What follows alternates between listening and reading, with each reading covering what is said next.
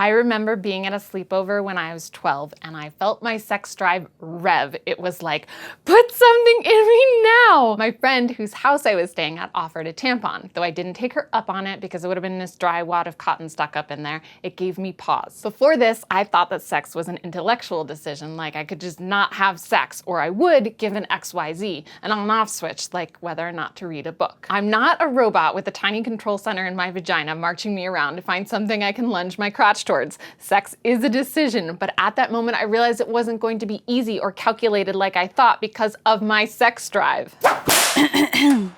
Sex drive, also known as sexual desire or libido, is the, quote, psychic drive or energy usually associated with sexual instinct. It's important to note that sex drive is not your body's physiological readiness to have sex. It's your desire to be sexual. Having an erection or vaginal wetness does not mean you want sex, just like not having an erection and not getting wet doesn't mean you don't want sex. My sex drive was high at 12 and even higher into my 20s, but it isn't like this for everyone. It isn't just about hormones or age. Desiring sex is affected by all things, like temperature, location, safety, privacy, hygiene, romance, intelligence, politics, religion, the law, appearance, genetics, perception, current events, bowel movements, family life, work, school, diet, health, risks, peers, sight, sound, taste, touch, smell, grief, communication, feelings, and the quality of sex available. Doesn't it make sense that you'd desire sex more if it was desirable sex? Here's a graph of sex drives, a summary of the average experience starting around age 10. If kids haven't already figured out the bliss of touching their genitals, they may start to explore. Then puberty hormones release the message, get it on, which most teenagers are doing according to these stats from the Guttmacher Institute. For biosex males, this is considered a sexual peak. Yes, because testosterone is highest.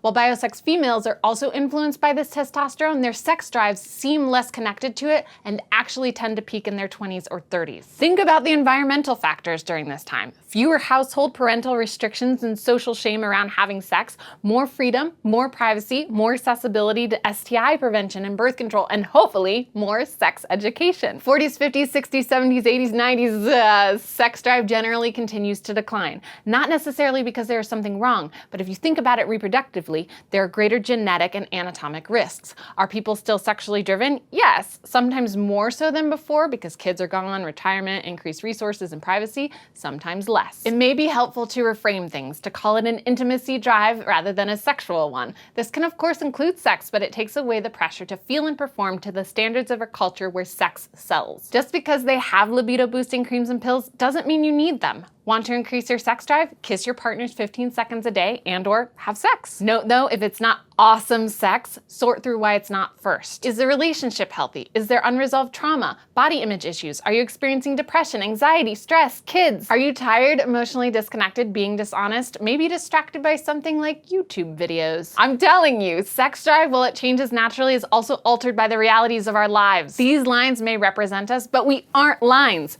We're curious people. Stay curious. What's your libido gonna be like now? If you feel driven to love on Sexplanations, you can support us by subscribing, Patreon, visiting our store, and sharing our videos. Just do it. Just do one of those things. Soap opera.